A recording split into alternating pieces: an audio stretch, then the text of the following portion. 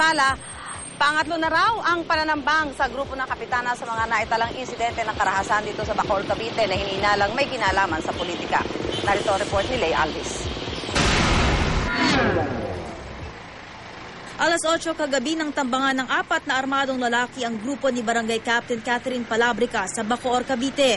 Batay sa investigasyon, galing sa Barangay Hall ng Molino ang grupo ng kapitana at pupunta sana sa isang meeting. Pagdaan sa isang makitid na kalsada sa Queens Row West, bigla umunong hinarang ng 2 motorsiklo ang sinasakyan nilang AUV at pinaulanan ng bala.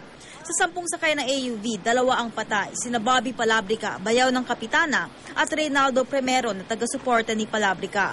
3 naman ang sugatan dahil sa tama ng bala, kabilang na ang kapitana. Matapos maoperahan, ngayon ay maayos na raw ang kanyang kalagayan. Hindi naman maalis ang posibilidad na away politika ang ugat ng umunoy pananambang, lalo't ang kapitana ay asawa ni re-electionist Councilor Ray Palabrica. Kilala ring taga-suporta ni Bacoor Mayor Strike Revilla ang mag-asawang Palabrica. Inatasan na ng alkalde ang PNP na magbigay ng seguridad sa kapitana at sa asawa nitong konsihal.